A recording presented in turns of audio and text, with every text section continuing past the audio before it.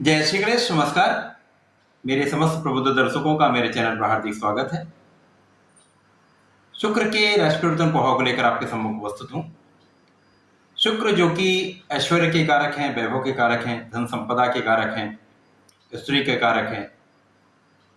इस जगत में जितना भी ऐश्वर्य वैभव है, विलासिता है, इन समस्त चीजों का कारक तो शुक्राचार्य के पास है। 18 अक्टूबर को शुक्राचार्य अपने मित्र की राशि कन्या राशि को छोड़कर अपनी मूल त्रिकोण तुला राशि में प्रवेश करेंगे। जब भी कोई ग्रह अपनी राशि में प्रवेश करता है, अपनी उच्च राशि में अथवा मूल त्रिकोण में प्रवेश करता है, तो उसके बल में वृद्धि हो जाती है, उसका प्रभाव बढ़ जाता है, सामर्थ्य में वृद्धि होती है, जिसके कारण समस्त राशियां प्रभावित होती हैं, समस्त ग्रहों पर इनका प्रभाव पड़ता है। आज मैं कर्क, सिंह तथा कन्या राशि के लिए शुक्र के राशि परिवर्तन का क्या प्रभाव रहने वाला है, इसके बारे में संपूर्ण विश्लेषण करने जा रहे हैं।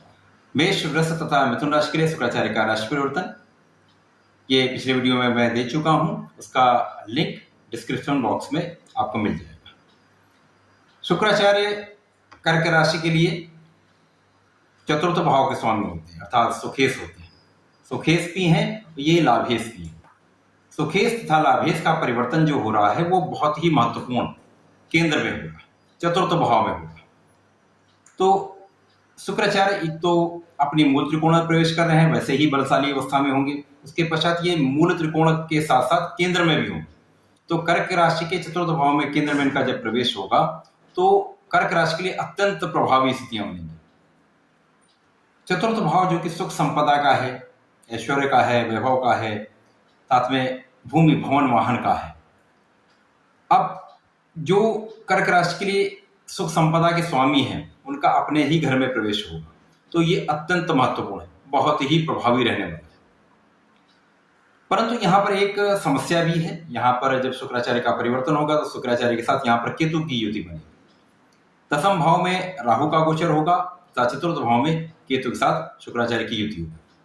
शुक्राचार्य के साथ राहु तथा केतु का मित्रवत व्यवहार होता है, तो यहाँ पर दोनों केंद्र में होंगे, तो राहु का प्रभाव दसम भाव में अच्छा माना जाता है, ये दसम भाव में अच्छा फल देते हैं।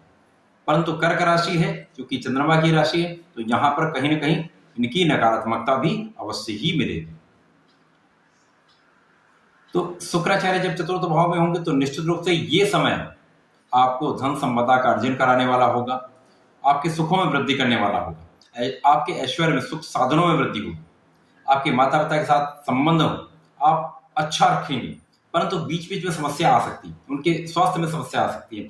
शुक्राचार्य के परिवर्तन के साथ ही आपके भूमि वाहन का योग बनेगा, आपके सुख संपदा का योग बनेगा, आपके वाहन का योग बनेगा।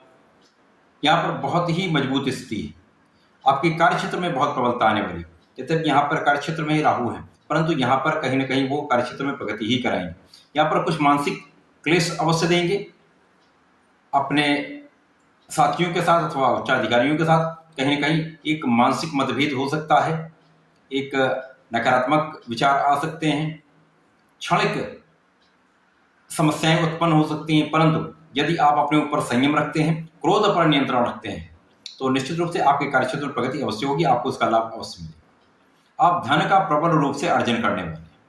अब कारण क्या है, यहाँ पर जब शुक्राचार्य का गोचर होगा, इसके साथ ही साथ यहाँ पर सूर्यदेव का परिवर्तन भी होगा। सूर्यदेव भी चतुर्थ भाव में आ जाएंगे, केंद्र में आएंगे, तो शुक्राचार्य का मालव्य योग का लाभ मिलेगा आपको।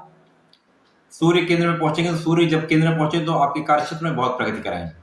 सूर्य यहाँ पर धनेश होकर चतुर्थ भाव में आएंगे, कर्क राशि के मित्र हैं, तो निश्चित रूप से आपके कार्यक्षेत्र से आप धन का प्रबल लाभ आप अर्जित करने वाले हैं। बुध का भी परिवर्तन होगा, बुध भी यहाँ पर आपको निश्चित रूप से लाभ कराने वाले हैं, पराक्रम में आपकी वृद्धि करने वाले हैं। यहाँ पर नियमित रूप से शिव जी पर जलार्चन करना चाहिए। गणपति महाराज के गणेश अथर्व शीर्ष का यदि पाठ कर लेते हैं तो आपको बहुत लाभ मिलता है। अगली राशि है सिंह राशि। सिंह राशि के स्वामी सूर्यदेव हैं। शुक्राचार्य का जो परिवर्तन हो रहा है वो सिंह राशि के लिए तृतीय भाव में हो रहा है, पराक्रम के भाव में। शुक्राचार्य जब यहाँ पर प्रवेश करेंगे तो अपनी मूल त्रिकोण में प्रवेश करेंगे, तो यहाँ पर स्थिति तो बलवान है, परंतु सूर्य की राशि है, तो यहाँ पर राहु के साथ, केतु के साथ शुक्राचार्य का संबंध बनना आपके भाग्य को बाधित करता है। वैसे भी यहाँ पर भाग्य का साथ आपको नहीं मिल पा रहा है। उसके पश्चात यहाँ पर शुक्राचार्य पहुंचेंगे। शुक्राचार्य जो पराक्रमेश हैं, साथ ही साथ यहाँ पर आपके कर्म के स्वामी, तो कर्म के स्वामी का जब तृतीय भाव में गोचर होगा, पराक्रम में गोचर होगा, तो यहां कहीं ना कहीं पराक्रम बाधित होता है। यद्यपि यहां पर आपका भाग्य बाधित हो रहा है, परंतु शुक्राचार्य चूंकि कर्मेश भी हैं, पराक्रमेश भी हैं, शुक्राचार्य के परिवर्तन के बाद आपके पराक्रम में वृद्धि होगी, आप बहुत परिश्रमी हो जाएंगे। कर्म के स्वामी भी हैं, तो कर्म आपका जो है वो विस्तार लेगा, कार्यक्षेत्र में प्रगति होगी, तो निश्चित रूप से आप यहाँ पर सफलता अर्जित करने वाले हैं। परंतु भाग्य के बाधित होने के कारण आप उतनी सफलता अर्जित नहीं कर पाएंगे जितना आप कर सकते हैं। आप में जो क्षमता है, क्षमता का पूर्ण उपयोग करने के बाद भी आप 100% उसका लाभ नहीं ले पाएंगे, क्योंकि यहाँ पर आपका कार्यक्षेत्र विस्तृत होगा, तो धन का लाभ आप अर्जित करेंगे, परंतु यहाँ पर कहीं ना कहीं परिवार के साथ सहयोग की स्थिति नहीं बन पाएगी, भाई बहनों के साथ उतना अच्छा संबंध आपका नहीं रह पाएगा, कुछ क्लेश की स्थिति हो सकती है। तो यहाँ पर आपको बहुत संयम रखना होगा, अपने ऊपर नियंत्रण रखना होगा। अब क्योंकि यहाँ पर वाणी के स्वामी भी पहुंचेंगे, तो वाणी का भाव भी प्रभावित होगा, आपको वाणी पर संयम भी रखना होगा।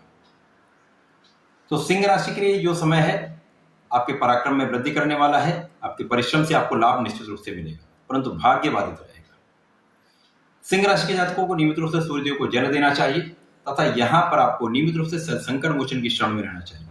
यदि नियमित रूप से आप हनुमान चालीसा का पाठ करते हैं तो आपके समस्त संकटों का अंत होता है, आप निश्चित रूप से सफल होंगे, लाभ प्राप्त करेंगे।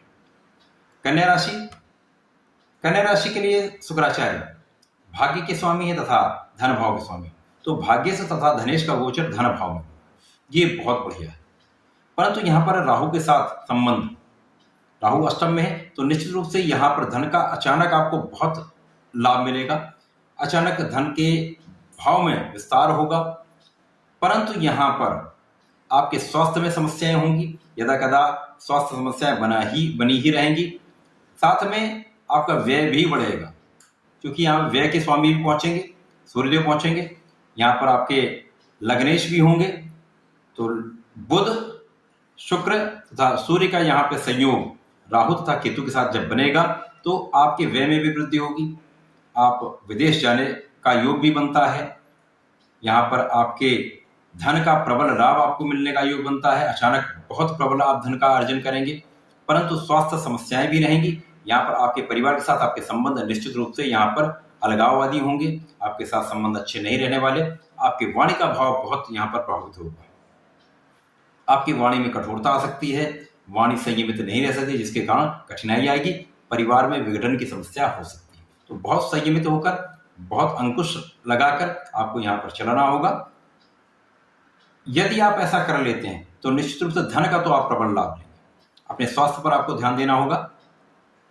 कन्या राशि बुध की राशि है, बुध के साथ ही संयोग बनेगा, तो स्थिति कुछ आपके नियंत्रण में होगी, परंतु यहाँ पर आपको नियमित रूप से श्री गणपति महाराज के शरण में रहना चाहिए। यहाँ पर आपको नियमित रूप से संकटनाशन श्री गणेश स्तोत्रम का पाठ करना चाहिए, इससे आपके समस्त संकटों का अंत भी होता है और आप लाभ भी अर्जित करते हैं। तो ऐसा करें, इसका लाभ लें। धन्यवाद, नमस्कार।